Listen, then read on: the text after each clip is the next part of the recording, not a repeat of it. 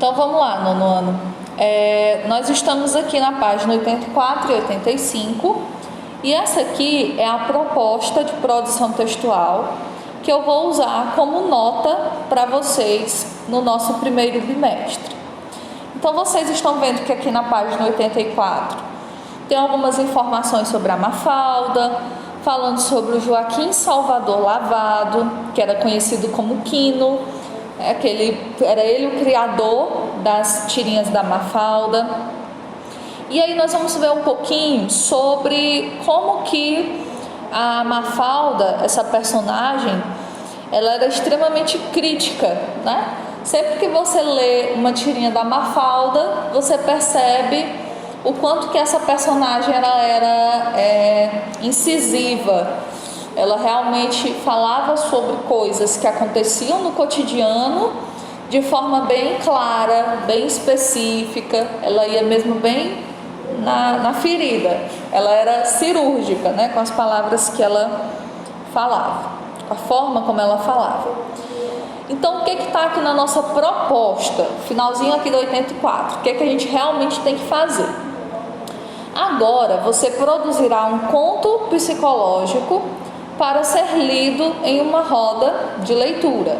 Só que aí vocês esquecem a parte da roda de leitura e focam somente na produção do conto. Nesse texto você deverá explorar a duplicidade de sentido de uma palavra.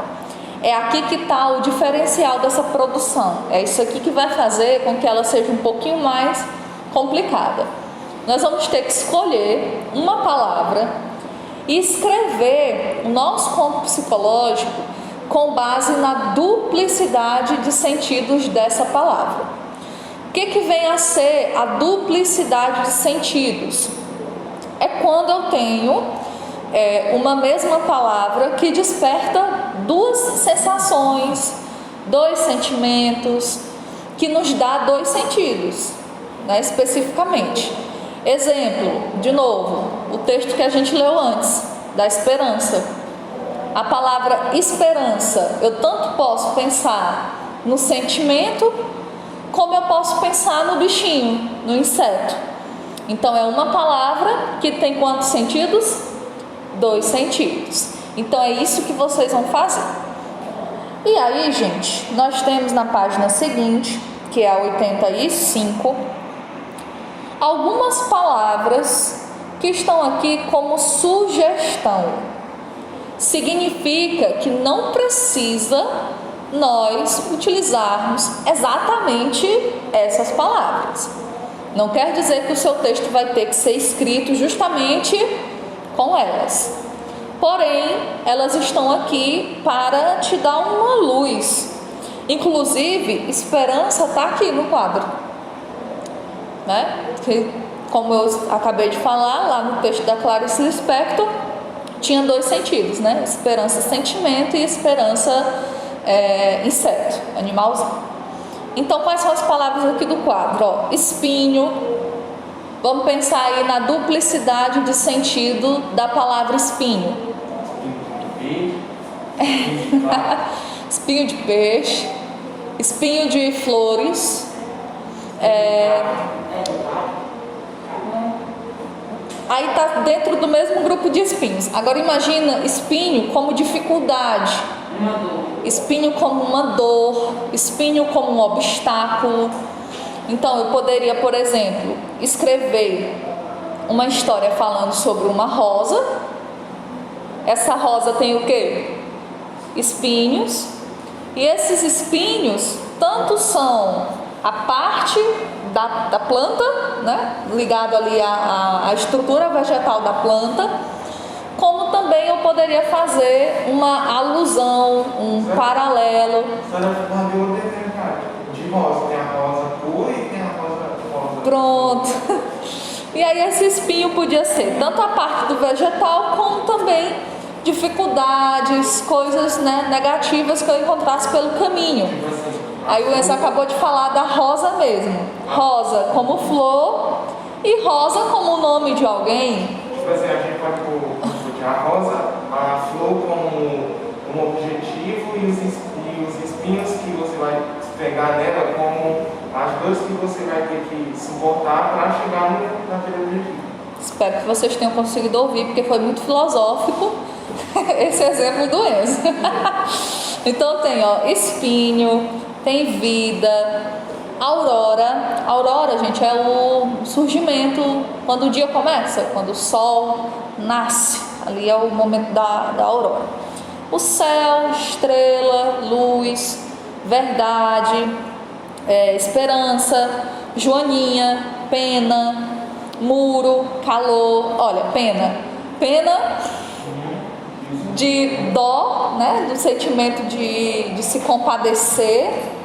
E aí pode também colocar a pena como de castigo, né? Uma pena, ou então a pena de aves, outro sentido da palavra pena. Só que assim, não é pra gente pegar uma palavra e simplesmente colocar no texto que ela tem duplo sentido. Tem que ter relação com o conto psicológico. De novo, Clarice Lispector, ela usou esperança, não foi por acaso. Foi porque a palavra esperança podia tanto falar em relação ao inseto, como também falar em relação ao sentimento. Então, naquele momento, a personagem, quando viu o inseto pousado na parede, ela começou a nutrir a própria esperança, o próprio sentimento. Então, aquele inseto serviu como se fosse assim um estopim para que o personagem saísse ali da sua zona de conforto e começasse a pensar a respeito do sentimento de esperança. Então, a palavra que vocês vão escolher para escrever esse texto, ela é muito importante, porque é ela que vai dar o tom da narrativa, é através dela que vocês vão formar essas duas concepções.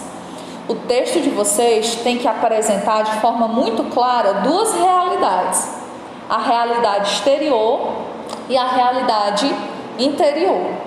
Alguma coisa está acontecendo no mundo pelo lado de fora, que no caso lá do conto da Clarice foi o inseto pousando na parede, e alguma coisa está acontecendo aqui, dentro do personagem, que no caso dela foi o sentimento de esperança. Então, o que tem aqui no planejamento para ajudar vocês a escreverem? Como o seu texto será um conto psicológico, será necessário definir primeiramente quais serão as duas narrativas que você fará em uma só.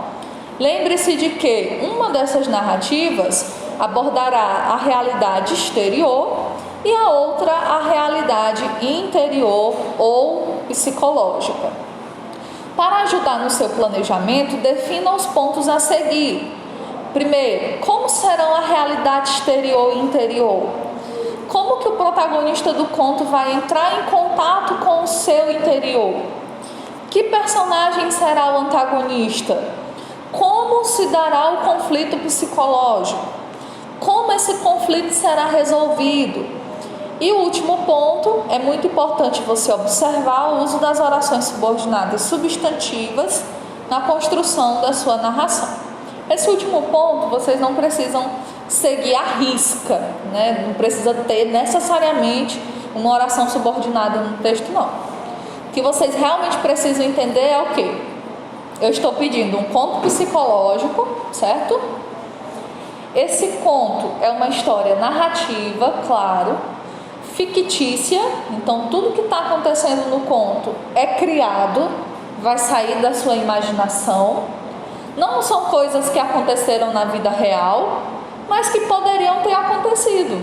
De novo, como é o caso lá do conto da Clarice Lispector. Uma casa, uma mãe e 2 filhos, chega um inseto e pousa na parede. É uma coisa comum. Aquilo ali poderia acontecer normalmente no dia a dia. Como é? Não entendi porque colocaram Joaninha aí na sugestão de vocês. Não, sinceramente. Joaninha, diminutivo de Joana e o animal, mas é forçar demais a barra para achar, né, uma semelhança aí entre eles. Quais são então as regras que eu vou passar agora aqui para a gente poder deixar tudo bem anexado e explicado? Primeiro, Vocês vão entregar no caderno de produção. Por quê? Porque aí fica lá uma prova, tanto para mim quanto para vocês, né? De que você fez o seu texto, de que você entregou no prazo certo. E aí eu já vou fazer a correção já colocando lá a sua nota, a nota que você atingiu. Então fica bom para mim e para vocês também. Segundo, vocês vão entregar na semana de aulas que vocês estiverem, semana de aulas presenciais. E aí eu vou dar um prazo para vocês entregarem. Se você tiver com o seu texto pronto a partir de segunda-feira, no caso de quem está me ouvindo agora que está em casa, né, que vai vir na semana que vem, já pode trazer na segunda. Mas aí eu vou colocar o prazo para vocês entregarem até quarta-feira, porque aí eu corrijo na quinta e aí na sexta eu já devolvo, né, dos que estão aqui. Já vou. Isso. Cada um vai entregar na semana que estiver assistindo aulas presenciais. Nada de foto, nada de vídeo, porque eu preciso cara, papel, caneta, riscar, passar marca-texto, corrigir, tá bom? Façam um cabeçalho bonitinho, escrevam a caneta azul ou caneta preta. Prestem muita atenção na organização do texto, começando pelo título. Pensem que eu sou uma pessoa que gosta de ler, mas eu não gosto de ler qualquer coisa. Então, pensem no título que vai chamar a minha atenção, entendeu?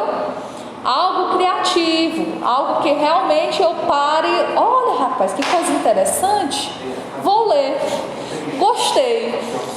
Isso vai servir não só para esse texto, mas para tudo que vocês produzirem, gente. Sempre pensem que o leitor ele precisa ser estimulado para ler. Ele não quer ler qualquer coisa, né? A gente tem um tempo muito corrido, então para você parar e ler um texto, precisa ser um texto muito bom. Então eu vou ler o texto de vocês de qualquer jeito, tá? Eu só estou dizendo que é para vocês serem o quê? Criativos. O conto ele é livre, então você pode colocar os personagens que você quiser, o espaço que você quiser. Só lembrando, eu não quero um texto grande, eu não quero 3 páginas de texto não precisa, porque o conto ele é rápido. A gente tem a situação inicial, o conflito, o clímax e o desfecho, e isso acontece rapidamente.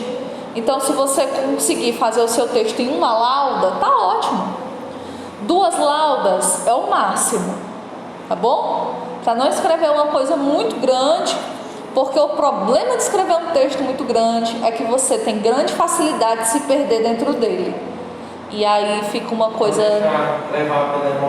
e aí fica uma coisa sem nexo. Revisem bastante o texto de vocês, para ver se realmente quem lê o texto vai conseguir entender o que você está querendo dizer, que isso é muito importante. Então, caderno de produção é para ser escrito o texto, de caneta, obviamente, azul ou preta, cabeçalho, tudo bonitinho. Vai valer a nota bimestral, então ele vai estar entre 0 e 8, tá bom? A nossa prova bimestral vale 8 pontos, de 0 a 8. E você vai entregar na semana de aulas que você estiver assistindo presencialmente. A partir de segunda-feira eu recebo, até no caso na quarta, porque aí quinta-feira eu tenho os horários vagos que dá para corrigir, e aí sexta eu já devolvo.